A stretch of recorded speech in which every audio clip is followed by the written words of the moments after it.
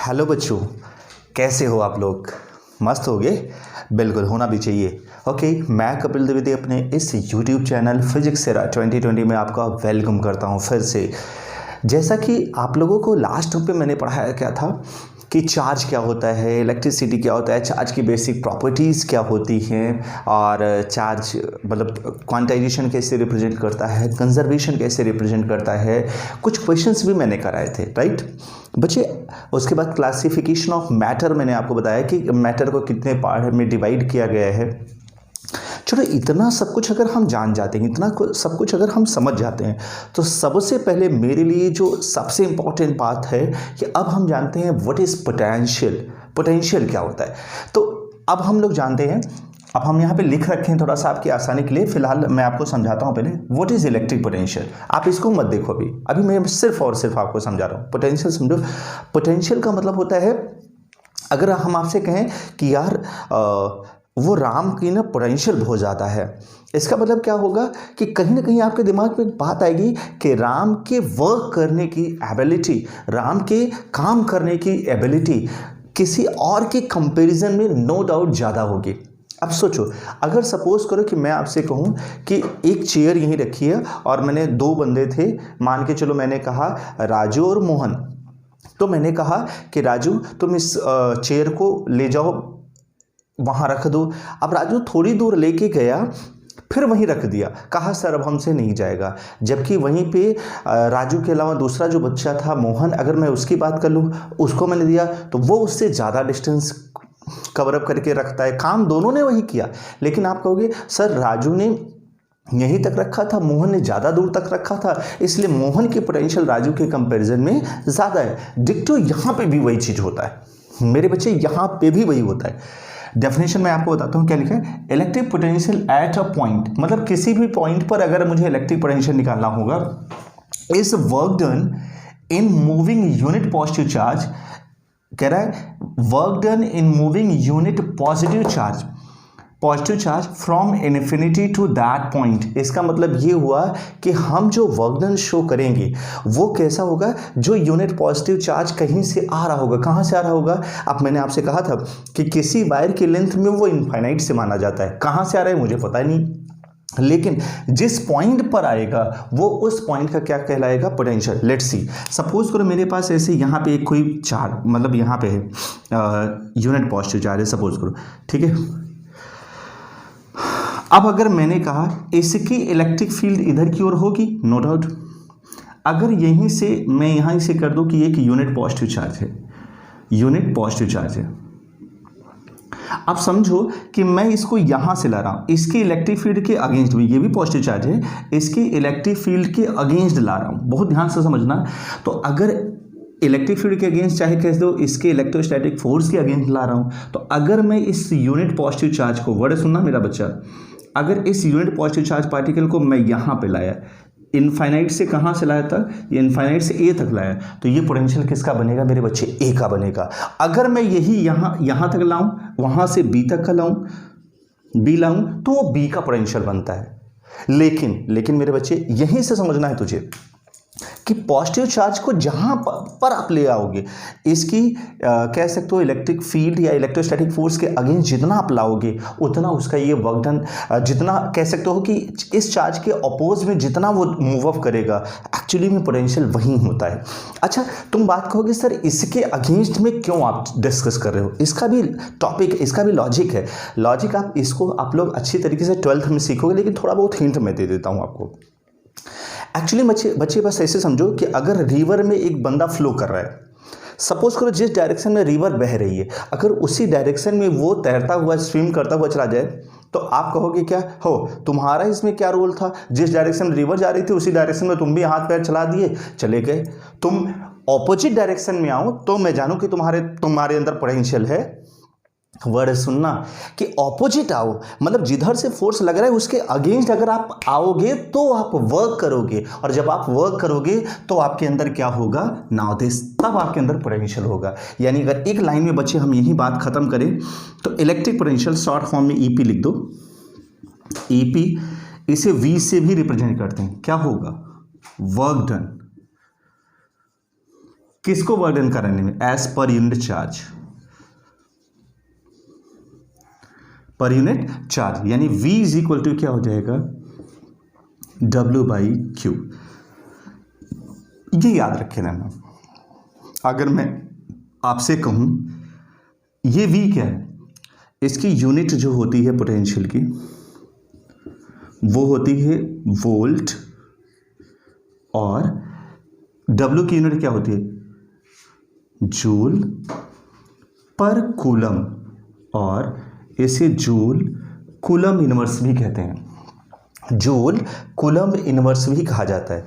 कुछ बच्चे ठीक है इसको और जानना चाहें कि सर अगर हम कहें 1 वोल्ट किसके इक्वल होगा, वर्ड सुनना, अगर आपसे कोई कहे 1 वोल्ट क्या होगा, तो याद रहे अगर किसी 1 कूलम चार्ज को, सुनना मेरे बच्चा, 1 कूलम चार्ज को, 1 कूलम चार्ज को कह सकते हो 1 कूलम चार्ज को ढोने में, लाने में अगर 1 जूल की एनर्जी कंज्यूम होती है, 1 joule energy consumed by charge to carrying 1 coulomb charge from infinity to any point is known as 1 volt. 1 volt उसका क्या कहलाएगा, जब वो कह सकते हो यूनिट पॉजिटिव चार्ज को लाने में, 1 कूलम चार्ज को लाने में 1 जूल की एनर्जी अगर खर्चा होती है तो वो किसके इक्वल होता है मेरे बच्चे, 1 वोल्ट। अब अच्छा काम की बात समझो, यहीं एक छोटी सी डेफिनेशन आती है, सर इलेक्ट्रिक पोटेंशियल समझ में आ गया, कोई बात नहीं, पोटेंशियल का मतलब आपने समझा दिया कि एबिलिटी टू डू वर्क, मतलब और वो एबिलिटी टू डू वर्क यहाँ करेगा कौन, तो सिंपल सी बात है कि कंडक्टर में सिर्फ एक ही चीज़ फ्लो हो रहा है, वो है कौन, चार्ज। और कंडक्टर में अगर सिर्फ चार्ज फ्लो हो रहा है तो काम करने की एबिलिटी सिर्फ कौन कर सकता है, चार्ज। तो चार्ज के ही वर्क डन करने की एबिलिटी क्या कहलाई, इलेक्ट्रिक पोटेंशियल। तो बात आई कि सर पोटेंशियल डिफरेंस क्या होगा, बात आई कि व्हाट इज पोटेंशियल डिफरेंस। तो सिंपल सी बात है, कुछ नया नहीं, अगर यही जैसे मैंने कहा इस चार्ज को मैं ए तक लाया तो this one is the potential of A, हम इसे कह सकते हैं VA। अगर मैं इसी को B तक लाया तो this one is the potential of B, VB। और अगर मैं आपसे कहूं पोटेंशियल डिफरेंस क्या होगा, वर्ड सुनना, अगर मैं आपसे कहूं ये समझ में आ गया हो तो फटाफट हम अपना नोट करते हैं, कर लेना, तो मैं इधर रफ करके बता दूं, हो गया, ठीक है, वेरी गुड, बहुत अच्छी बात है। अगर मैं आपसे कहूं व्हाट इज पोटेंशियल डिफरेंस, समझना मेरे बच्चे, यही सीखो और समझो। अगर मैं आपसे कहूं कि पोटेंशियल डिफरेंस क्या होगा,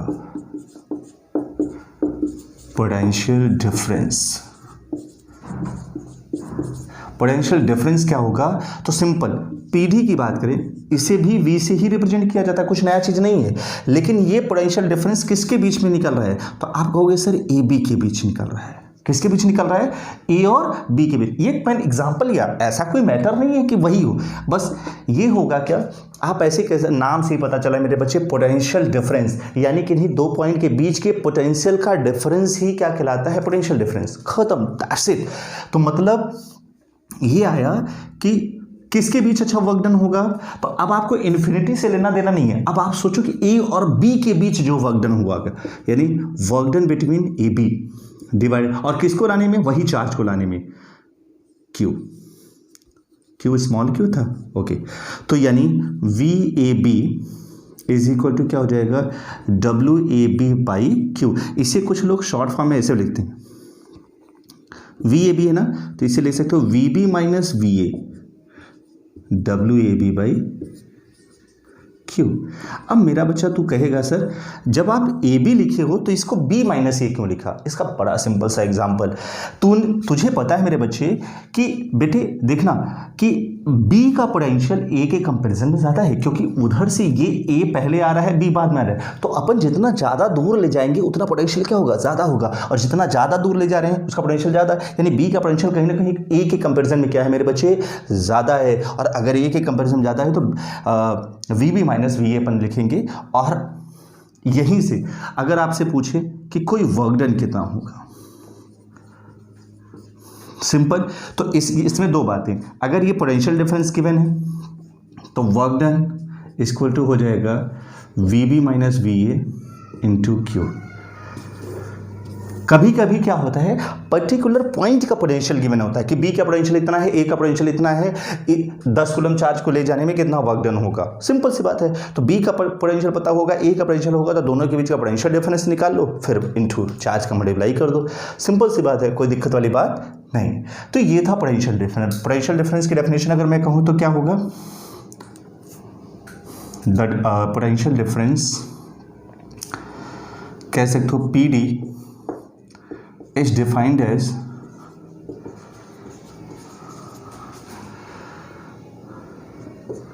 the difference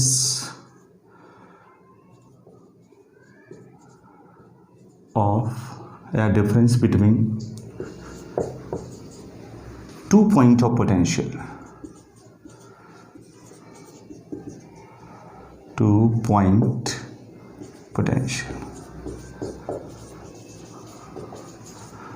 potential is known as क्या, पोटेंशियल डिफरेंस। सिंपल सी बात है, पीडी, कोई दिक्कत वाली बात नहीं है मेरे बच्चे। वेरी गुड, बहुत अच्छी बात है।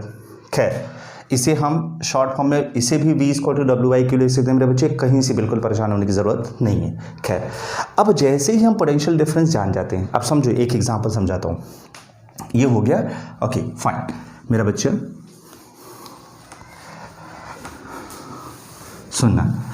अब अगर मैं तुझसे कहूँ, बेटे क्वेश्चन देखना, इस पर एक एग्जांपल छोटा सा एग्जांपल मैं ये कह रहा हूँ, if 10⁻25 electrons are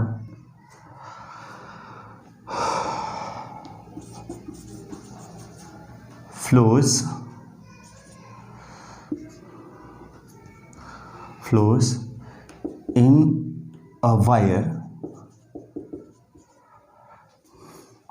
and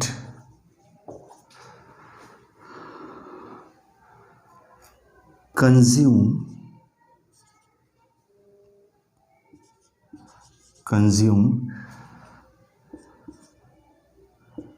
10 kilojoule energy 10 kilojoule energy, find the potential, या how much potential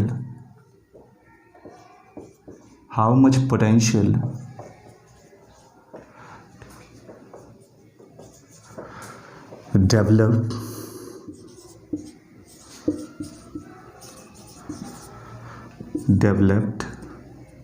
by electron.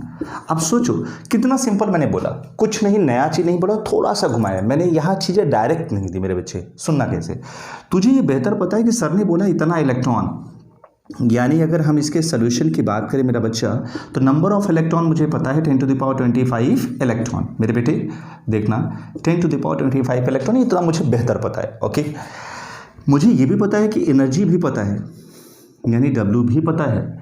अब सुन मेरा बच्चा, W भी होता है, तो W कितना है, तो W था 10 किलोजूल। और तुझे पता है मेरे बच्चे, क्या पता है कि 1 किलो जूल मेरा बेटा, 1 किलो जूल इसको कितना होता है, 10⁻³ जूल। ये याद रखेगा, ठीक है। तो अगर मैं आपसे एक बात करूं कि V = क्या होता है, तो आपने कहा सर W/Q, इससे ज़्यादा मैंने पढ़ा नहीं, सिंपल। अच्छा, वेरी गुड। तो अगर V = W/Q, तो W तो मुझे पता है 10 किलो जूल, और 10 × 1 जूल में इतना, तो इतने जूल में कितना, मल्टीप्लाई कर दो। अरे वाह 10⁻4 जूल। ओके, तो W की जगह 10⁻4 तो मैंने लिख दिया Q। अब Q का एक फॉर्मूला मैंने बताया था तुझे, अगर याद हो, यहीं लिख दे रहा हूँ, W/Q = क्या होता है, Ni, क्वांटाइजेशन ऑफ चार्ज। याद है ना, बिल्कुल याद होगा। तो ये हो जाएगा 10⁻4, N नंबर ऑफ इलेक्ट्रॉन कितना, 10⁻25, चार्ज ऑफ इलेक्ट्रॉन कितना, 1.6 × 10⁻−19। Very good. अरे वाह, देख बेटा कितना आ जाएगा, सॉल्व कर ली इसे, ये तो सॉल्व ही कर सकता है तू। 10⁻4, देख बेटा अगर यही मैं काटूँ, इससे 4 गया, 21 हुआ, 19 से ये जाएगा ना, तो 21 से 19, 19 1 20 1 21, 10⁻2 ओके, यानी 1 अपॉन कितना है 160, ठीक है। अगर हम चाहें तो इतना वोल्ट लिख दें तो कोई दिक्कत वाली बात नहीं है, सिंपल। सोचो कितना आसान न्यूमेरिकल था, बहुत ही से, जिसमें आपको फर्जी परेशान होने की कोई ज़रूरत है ही नहीं, ठीक है, कोई दिक्कत वाली बात नहीं। अरे ये समझ में आएगा नहीं, 25 था, 25 में से 19 निकाल दो, वैसे ही आपको समझ में आएगा कितना बचेगा। 25 में से 19 निकालोगे तो लगभग 6 आएगा, ठीक है, और 4 ये कैंसिल हो गया, ठीक है, वेरी गुड, बहुत अच्छी बात है। खैर, अगर मैं यही चीज़ कहता, समझ में आया कि नहीं आया, रब कर दूँ? अच्छा ठीक है, सुनो बेटा, जैसे मैं आपसे कहूँ मेरे बच्चे, अब इसी ऐसे ही क्वेश्चन इसमें यहाँ पे डेवलप होते हैं, मतलब बहुत बड़ा लॉजिक नहीं लगाना है, दिमाग लगाते हो बस हो गया। एक इलस्ट्रेशन छोटा सा और करवाता हूँ, ठीक है, एक छोटा सा एग्जांपल सेकंड। अगर मैं कहूँ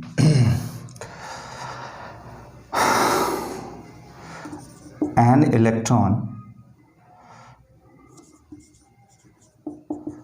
electron flows in a conductor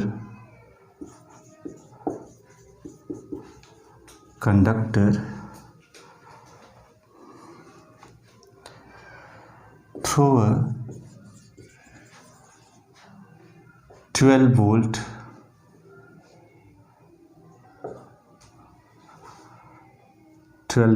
battery, 12 volt connection. An electron flows through in a conductor through, या इसे लिख सकते due to 12 volt battery, ठीक। how much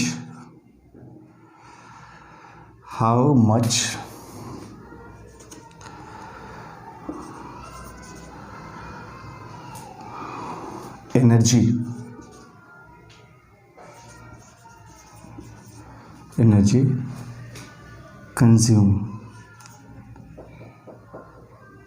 या हाउ मच वर्क डन कर दो, वर्क डन बाय इलेक्ट्रॉन। सोचना मेरा बच्चा, सिंपल।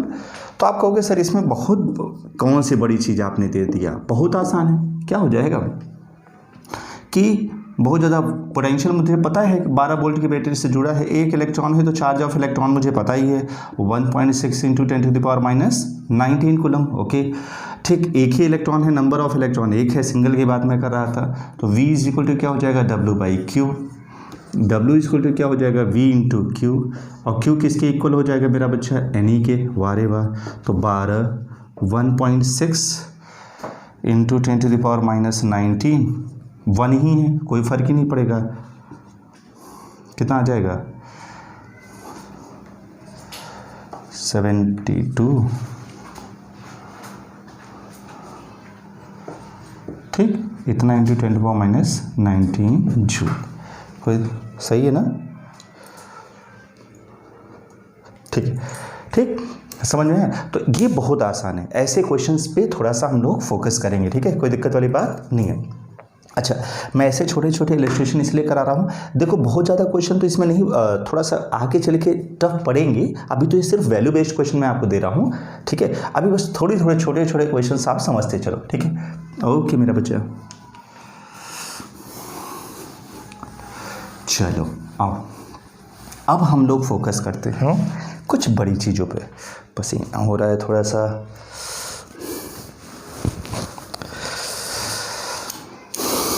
ओके, हम लोग थोड़ा सा आगे बढ़ते हैं। अब आते हैं इलेक्ट्रिक करंट।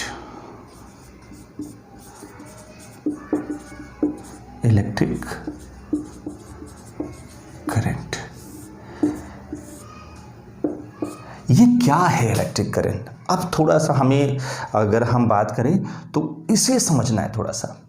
एक्चुअली जब हम लोग बात करते हैं करंट, सिर्फ ये, जैसे जब हम करंट की बात करते हैं तो आज से आप लोगों को याद रखना है कि करंट का कहीं से मतलब नहीं होता इलेक्ट्रिक करंट। बिकॉज करंट को जब भी हम लोग दिमाग में एक बात आती है कि करंट बोल दिया तो अरे कहें उनको करंट लग गया। करंट कभी किसी को लगता ही नहीं, उनको इलेक्ट्रिक करंट का शॉक लगा है लोग, लेकिन हम लोग बेसिकली बोलते क्या है, करंट लग गया। रनिंग लैंग्वेज में कोई बात नहीं, कुछ भी बोल जाओ वो तो सब सही हो जाता है, लेकिन एक्चुअली में करंट का मतलब इलेक्ट्रिक करंट होता ही नहीं मेरे बच्चे। करंट का मतलब क्या होता है? To flow. करंट का बेसिक मतलब है मेरा बच्चा टू फ्लो समथिंग, याद रहे ये कभी भी। अब वो टू फ्लो, मैंने वर्ड सुना कि अगर वो टू फ्लो वाटर का हुआ तो उसे हम लोग वाटर का करंट कहेंगे, और अगर वही टू फ्लो चार्ज का हो गया, किसका हो जाए? चार्ज का, तो उसे हम लोग नाम देते हैं इलेक्ट्रिक करंट। ये दिमाग पे रखना है कि टू फ्लो ऑफ चार्ज, इसे हम लोग कहते हैं डेफिनेशन इलेक्ट्रिक करंट। अगर हम बात करें कि टू फ्लो हो गया, तो अगर हम बात करें कि इलेक्ट्रिक करंट क्या होगा, इसकी बात करें तो आप कहोगे कि rate of flow of charge, जिसे हम लोग कहते हैं rate of flow of charge as per unit time. Per unit time consider करेंगे, क्योंकि किसी भी चार्ज का मूवमेंट अगर एक जगह से दूसरी जगह होगा तो बिना टाइम के पॉसिबल नहीं है। दैट्स वाई हम लोग इलेक्ट्रिक करंट को क्या नाम देते हैं? Rate of flow of charge as per unit time. कुछ लोग इसे कह सकते हैं rate of flow of charge की जगह इसे ऐसे भी लिख सकते हैं rate of flow of electron. लेकिन आज मैं इन दोनों में फ़र्क दिखाऊंगा, बोलने को आप बोल सकते हो, बिल्कुल कोई दिक्कत नहीं है, बोलने को तो इंसान जो चाहे वो बोले, लेकिन फ़र्क क्या है मेरे बच्चे। और आज मैं आपको इलेक्ट्रिक करंट के फ्लो होने के मैकेनिज्म सिखाता हूँ, मैं बहुत बड़ी मैकेनिज्म सिखाऊंगा, सुनना मेरे बच्चे। खैर इसको समझने के लिए तो हम सिंपल सी बात कर दें मेरा बेटा, क्या कि इलेक्ट्रिक करंट माने ईसी, इलेक्ट्रिक करंट जिसे हम लोग आई से रिप्रेजेंट करते हैं, उसने बोला rate of flow of charge, मतलब charge as per unit time. मेरा बेटा सीखना, यानी I is equal to Q by T, तो मैंने लिख दिया। चलो ये समझने के लिए बहुत सिंपल है, बहुत इजी भी है। अगर हम कहें यूनिट क्या होगा तो वो भी आपको समझ में आ जाएगा। यूनिट I का क्या हो जाएगा, तो आप कहोगे सर कुछ नया थोड़ी हो गया, इसका कूलम था और इसका सेकेंड, तो कूलम पर सेकेंड, इसे हम लोग एम्पियर भी कहते हैं शॉर्ट फॉर्म में। क्या बोलेंगे? एम्पियर। लेकिन बात आई कि अगर, चलिए ठीक है सर इतना बता दिया, लेकिन मैकेनिज्म मैं अभी आपको जो सिखा रहा हूँ वो काम की बात है, सीखना भी। तो जैसे मैंने कहा चलो ठीक है I equal to Q by T हो गया। अगर मैं कहूँ 1 एम्पियर, नोट ये अगला समझना, अगर मैं कहूँ 1 एम्पियर किसके इक्वल होगा, तो आप कहोगे सर सिंपल 1 कूलम का चार्ज अगर 1 सेकेंड के अंदर फ्लो हो जाए तो वो हमेशा किसके इक्वल होगा? 1 एम्पियर के। फिर से मेरी बात समझना, if 1 coulomb charge flows in 1 second then this whole value is equal to 1 ampere, 1A। लेकिन ये सब बातें मैंने कहा ये समझना बहुत आसान है मेरे बच्चे, लेकिन इसके पीछे का मैकेनिज्म क्या था, आखिर क्या ऐसा हो रहा है। तो बच्चे एक चीज लाइफ याद रखना मेरा बेटा कि इलेक्ट्रिक करंट एक्चुअली 2 टाइप का होता है। कितने टाइप का होता है? 2। सिखाऊंगा मैं कईयों टाइप के, लेकिन अभी आपको जो समझने वाली बात है वो बेसिकली आपको ये नोट हो गया हो तो मैं रफ कर दूं, फिर मैं समझाऊं, ठीक है? नोट कर लिया होगा, बहुत आसान है, इसमें तो कुछ रखा नहीं है। रफ कर दूं? ओके, आप सुनना बेटे, आज अब आप सीखने जा रहे हो मैकेनिज्म इसकी। क्या है मैकेनिज्म? सुनना, अगर मैं आपसे बात करूं तो इलेक्ट्रिक करंट मेरे बच्चे 2 टाइप का होता है। कौन कौन? एक होता है कन्वेंशनल करंट, जिसे हम लोग कंडक्शन करंट के नाम से जानते हैं। कन्वेंशनल करंट,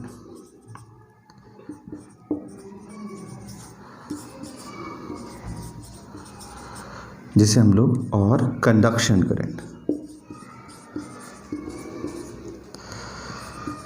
कंडक्शन करंट के नाम से जानते हैं। और दूसरी होती है इलेक्ट्रॉनिक करंट।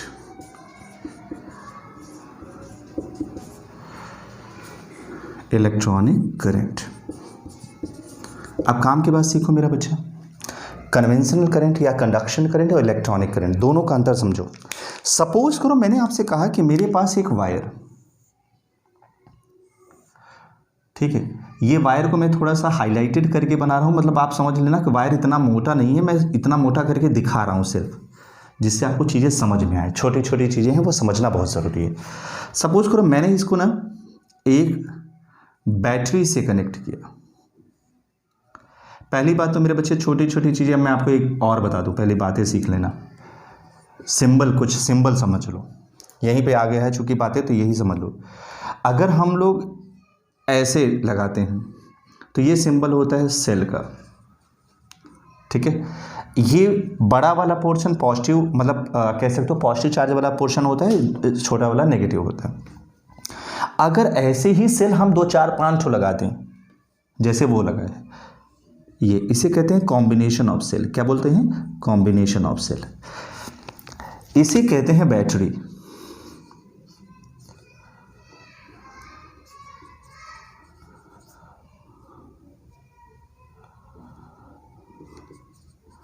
बैटरी, ठीक है। अगर अब यहीं पे अगर कोई की ऐसे है सिर्फ इस तरीके से, तो इसे हम लोग कहते हैं ओपन की। ये की हमारी कैसी है? ओपन है, ठीक है। अगर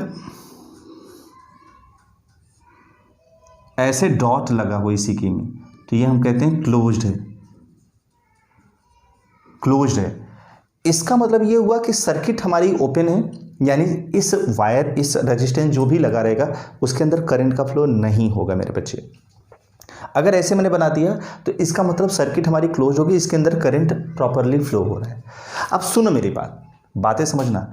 आपने बोला, आपके दिमाग में एक बात आएगी सर कि आपने अभी डेफिनेशन बताई इलेक्ट्रिक करंट की, चलो I इज इक्वल टू क्या हो गया, Q/T। ये सिर्फ समझना, पहले यहीं से मैकेनिज्म इसका सीखो।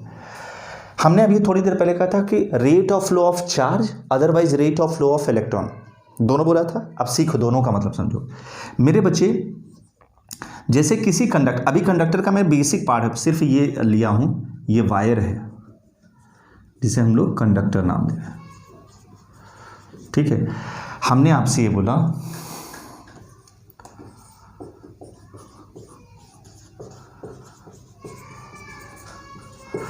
समझना कि इसके पास ये जो इलेक्ट्रॉन्स हैं, ये ना बेटे ऐसे रैंडमली मूव कर रहे होते हैं।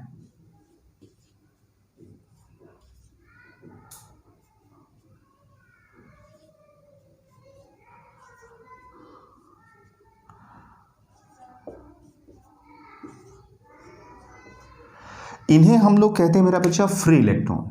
क्या बोलते हैं? Free electron. मैंने कहा था मेरे बच्चे, इनका कॉज, इनके मूवमेंट करने, मतलब अब समझना, अगर हम यहां सर्किट ओपन करें, ये फ्री इलेक्ट्रॉन मूव करें, आपको पता है किसी कंडक्टर के अंदर करंट के फ्लो होने का कॉज सिर्फ और सिर्फ मेरे बच्चे फ्री इलेक्ट्रॉन होता है। फ्री इलेक्ट्रॉन की अगर प्रेजेंसी ना हो तो पहली बात तो मेटल ही नहीं होगा, कंडक्टर ही नहीं होगा, और अगर नहीं होगा मेरे बच्चे तो उसके अंदर किसी भी वे में उन इलेक्ट्रॉनों का मूवमेंट नहीं पॉसिबल है, नहीं हो सकता। अभी सर्किट हमारी, ये बैटरी है हमारा, ये हमारी की है जो ओपन है। हमने आपसे कहा कि इसके अंदर कोई करंट नहीं फ्लो हो रहा था, कुछ भी नहीं फ्लो हो रहा था। क्यों? क्योंकि कहते हैं कि जब, अब आप सोचना कि अगर मैं आपसे कहूँ सर चार्ज भी है, इलेक्ट्रॉन के अंदर चार्ज होता ही है, ये इलेक्ट्रॉन रैंडमली मूव कर रहा होता है, ऐसा नहीं होता कि मूव नहीं कर रहा होता, मूव करता है ये, लेकिन फिर भी हम कहते हैं ये रैंडमली मूव कर भी रहा है। और हम जब ये बोलते हैं फ्लो ऑफ इलेक्ट्रॉन करंट है, तो यहाँ पे इलेक्ट्रॉन अगर मूवमेंट कर रहा है तो फिर करंट क्यों नहीं फ्लो कर रहा है? उसका लॉजिक ये है, उसका मतलब ये होता है कि इलेक्ट्रॉन रैंडमली मूव तो करता है, लेकिन 12th का एक छोटा सा कॉन्सेप्ट है जो आगे के चल के मैं आपको बताऊंगा कि व्हेन इलेक्ट्रॉन्स मूव्स रैंडमली, तो then average velocity of electron, जिसे हम लोग एक नाम देते हैं, एवरेज वेलोसिटी को कहते हैं ड्रिफ्ट वेलोसिटी। क्या कहते हैं? Drift velocity. याद रखना, ये ड्रिफ्ट वेलोसिटी ऑफ इलेक्ट्रॉन जिसे कहते हैं VD, ये 0 होता है। और मेरे बच्चे, जब किसी भी कंडक्टर के अंदर इलेक्ट्रॉनों की ड्रिफ्ट वेलोसिटी 0 हो जाए, वर्ड सुनना, जब एवरेज ड्रिफ्ट वेलोसिटी 0 होती है तो उस केस में करंट फ्लो नहीं करता है। क्यों नहीं करता है? अच्छा, एक फॉर्मूला मैं आपको बता दूं सिर्फ समझने के लिए, ये कहां से आया कैसे आया वो मैं आपको बाद में बताऊंगा, क्योंकि वो जब 12th में आप पहुंचोगे तो वहां ब्रीफली समझोगे, लेकिन आप समझने के लिए पढ़ लो। I इक्वल टू होता है NEAVD। N का मतलब क्या? I क्या था? Current, electric current, EC। N क्या है? Number of electron. E क्या है? Charge of electron. इलेक्ट्रॉन। ए क्या है? ए है इसकी cross section area, cross section area A, ठीक है, ए है। और वीडी क्या था? वीडी यही था ड्रिफ्ट वेलोसिटी मेरा बच्चा।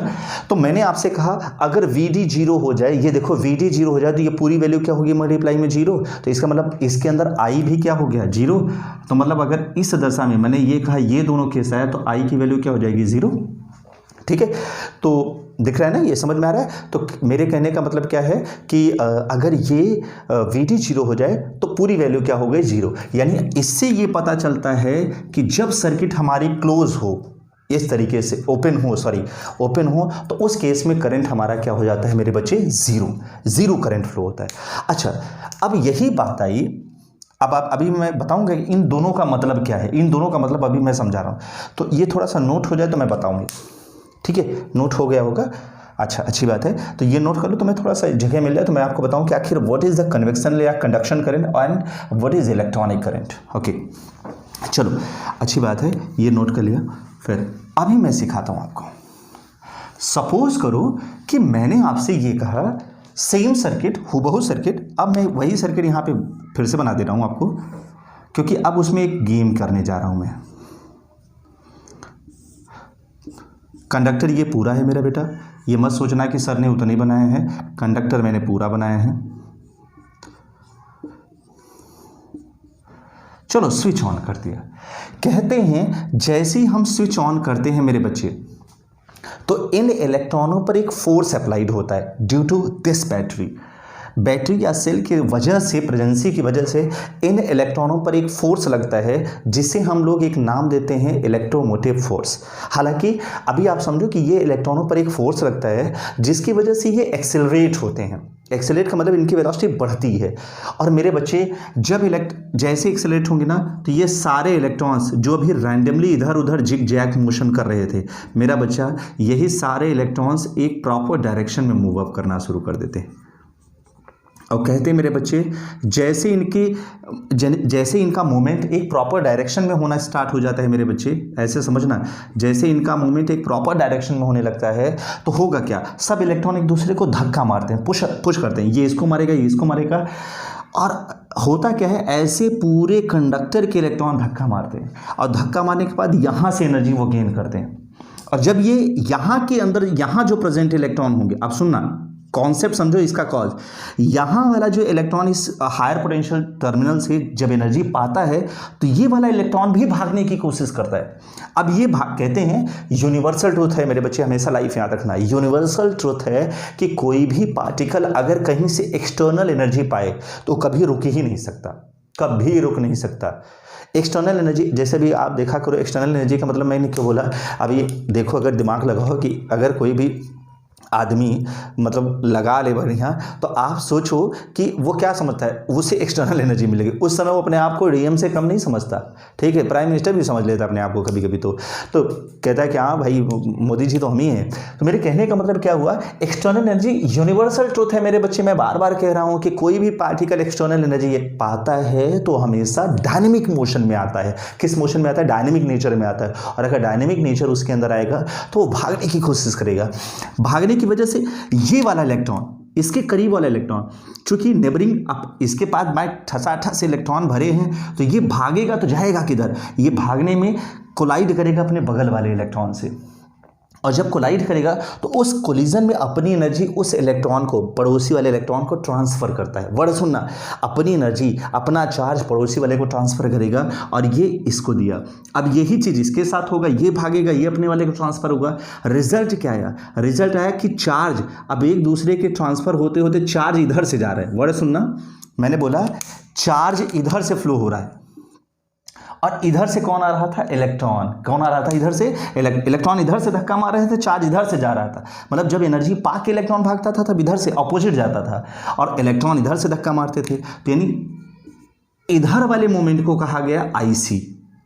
यानी जो हम बोलते हैं, वर्ड बोलते हैं द फ्लो ऑफ चार्ज, वो होता है कंडक्शन करंट और convectional current. And the flow of electron is known as electronic current. ये जो दो तरीके का नेचर हुआ करंट का मेरे बच्चे, वो यही था कि एक कन्वेक्शनल करंट होता है, एक इलेक्ट्रॉनिक करंट होता है। हालांकि हम लोग क्या समझ, हम लोग जिस करंट की बात आएगी सर, हम लोग जिस करंट की बात करते हैं वो कन्वेक्शनल है कि इलेक्ट्रॉनिक है। तो मेरे बच्चे हम लोग कंडक्शन या कन्वेक्शनल करंट ही पढ़ते हैं।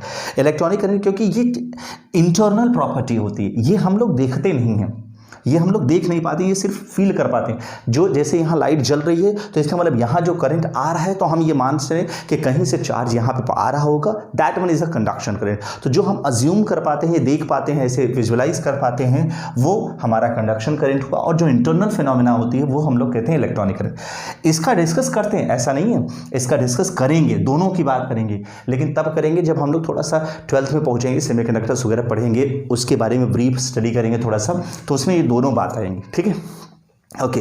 तो ये था कि करंट कैसे फ्लो होता है, करंट के फ्लो होने की मैकेनिक्स क्या थी, मैकेनिज्म क्या था। तो आपको समझ में आया कि एक्चुअली में करंट फ्लो नहीं कर रहा था, चार्ज फ्लो कर रहे थे या इलेक्ट्रॉन फ्लो कर रहे थे। और वो भी कैसे, इलेक्ट्रॉन का धक्का मारना, जिसकी वजह से वो हायर पोटेंशियल टर्मिनल से एनर्जी लेके जाना। अच्छा, ये लेके क्यों जाते हैं, क्योंकि ये इलेक्ट्रॉन जो यहाँ इसके अंदर डेवलप है, वो चाहते ही नहीं कि इसके पास इनसे ज़्यादा एनर्जी हो, इसलिए वो इस और इस टर्मिनल की एनर्जी को इक्वल करना चाहते हैं। और ये तब तक फिनोमेना होती रहेगी जब तक कि दोनों पोटेंशियल इक्वल ना हो जाए। और पोटेंशियल इक्वल का मतलब क्या हुआ, ये लोअर पोटेंशियल होगा, ये हायर पोटेंशियल होगा। जो नेगेटिव चार्ज होते हैं, हमेशा लाइफ में याद रखना, जिनके ऊपर माइनस टर्मिनल होता है, ये हमेशा इनका लो पोटेंशियल होता है। कैसा होता है, लो पोटेंशियल होगा, ये बात याद रखना। और जो पॉजिटिव चार्ज होते हैं वो हमेशा हाई पोटेंशियल रखते हैं।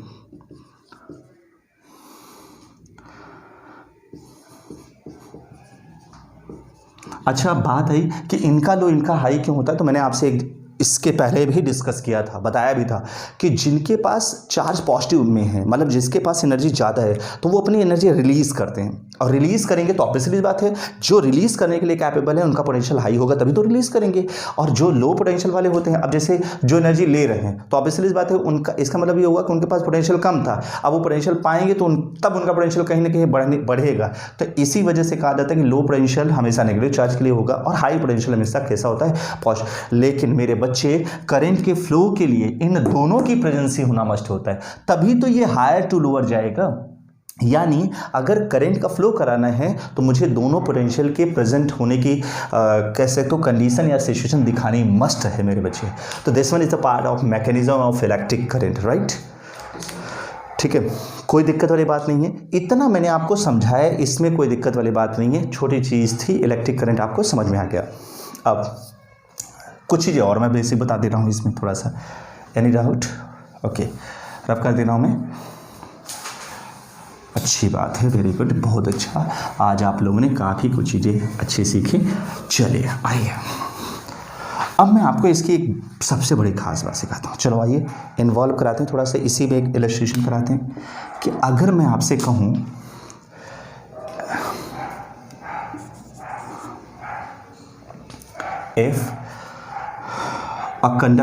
if a wire having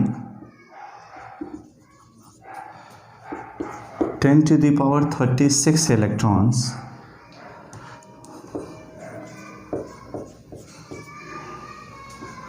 connected with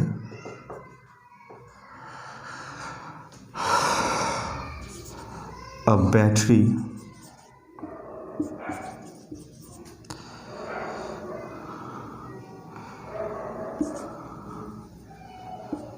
and supply 10 to 24 volt, 24 volt, ठीक है, okay, for a minute, how much electric current, how much current produced in wire। अब सोचो, आप कहोगे सर इसमें नया क्या था, कुछ नहीं नया था, अगर आप ध्यान से देखो तो ऐसे क्वेश्चन आपको समझने बहुत आसान होते हैं। देखो अगर मैं आपसे चाहूँ ना तो कुछ नया चीज़ नहीं है मेरे बच्चे, कुछ भी नया नहीं है। दो बातें, how much electric current produce in a wire and, यहीं पे दो, and also find work done. देखो अब देखो, अगर यहाँ तक की बात करूँ तो ऐसा क्वेश्चन मैंने आपको पिछले टर्म्स में ही एक करा दिया था, अगर थोड़ा सा याद हो तो, लेकिन अब इसे चूंकि करंट से ही रिलेट करा के मुझे बताना है, इस वजह से हम आपको समझाते रहे। देखो अब जैसे तुझे पता है कि I इज इक्वल टू, अभी बताया मैंने Q/T, Q is equal to मैंने बता रखा है बेटा Ne/T। N क्या है, नंबर ऑफ इलेक्ट्रॉन, बेहतर पता है। नंबर ऑफ इलेक्ट्रॉन मेरा बेटा गिवन है, कितना गिवन है, this one is the number of electron. N कितना है, 10⁻36। चार्ज कितना है, 1.6 इंटू 10⁻19 कूलम। अच्छा टाइम कितना कह रहा है, time for a minute, T time कितना है, 1 मिनट माने 60 सेकेंड। सिंपल, तो बहुत ज़्यादा, 1 0 से ये कैंसिल हो जाएगा। 36 है ना मेरा बेटा, सॉरी 36 है, हाँ तो 1 0 से ये कैंसिल कर दो, एक 35 हो जाएगा, और ये हो जाएगा 1.6 इंटू 10 टू द पावर, अब 35 है ना, 35 में से 19 निकाल दो तो 5 9, 35 है ना, 6 आएगा, ठीक है 35 आ गया। एक डेसिमल, इसे हम ऐसे लिख सकते हैं 16 इंटू 10 की पावर 15 डिवाइडेड बाई 6,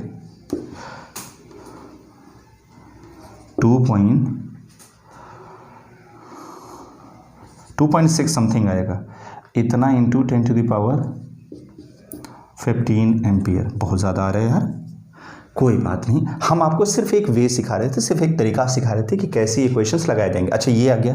दूसरा कह रहा है also find the work done, तो V इक्वल टू क्या होता है, ये तो सिंपल है यार, W/Q, तो W इक्वल टू कितना हो जाएगा, V इंटू Q, और W इक्वल टू क्या हो जाएगा, V 24 वोल्ट, ये है V, ठीक, और Q कितना है, N, इसको ऐसे लिख सकते हैं V इंटू Ne, N कितना है 10⁻36।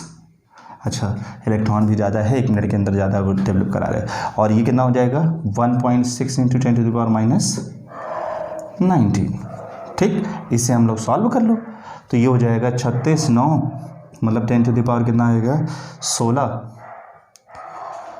ना, नहीं 16 क्यों, 17, हाँ ठीक है 17, और ये हो जाएगा 24 16, ये मल्टीप्लाई कर लेना आप लोग, लगभग कितना आ जाएगा, मैं कर दे रहा हूँ 2.24,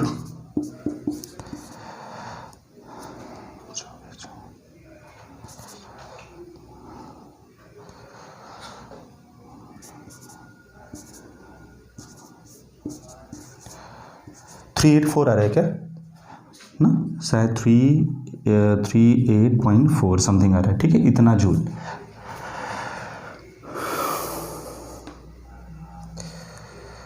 ठीक है सही है बेटा। तो कहने का मतलब ये हो गया कि आप ये कैलकुलेट कर सकते हो। देखो तो समझ में आ गया इतना, चलो इतना तो आपको क्लियर हो गया, ठीक है। तो मेरे कहने का मतलब ये हुआ बच्चे, जैसे इतना आज हम लोगों ने आपको जो टॉपिक बताया, जो चीज़ें समझाया, वो बहुत आसान चीज़ थी। हकीकत में जैसे ही मैं आपको थोड़ा सा ओम्स लॉ, इसके बाद ओम्स लॉ आएगा, तो ओम्स लॉ जब मैं आपको बताऊंगा तो फिर इससे रिलेटेड थोड़ा सा अच्छे टफ न्यूमेरिकल कराऊंगा, फिर आपको सर्किट बनाना सिखाऊंगा, क्योंकि जब तक आप सर्किट बनाना नहीं सीखोगे तब तक क्वेश्चन में मज़ा नहीं आएगा, ठीक है। तो कैसे वोल्टमीटर क्या होता है, पोटेंशियोमीटर क्या होता है, सारी चीज़ें हम लोग नेक्स्ट टाइम पे पढ़ेंगे, ठीक है। तो अगले लेक्चर में हमारा होगा। तो आज के लिए बस इतना ही। Thank you so much for watching my video. लेकिन एक बार फिर से रिक्वेस्ट करूँगा, प्लीज़ लाइक सब्सक्राइब करना मत भूलें, बेल आइकन प्रेस करना ना भूलें, और जितना हो सके प्लीज़ मेरे बच्चों, जितना हो सके इस वीडियो को शेयर करो, अपने दोस्तों के बीच में शेयर करो, क्योंकि ये इस लॉकडाउन में आपके लिए सबसे ज़्यादा हेल्पफुल होने वाला है।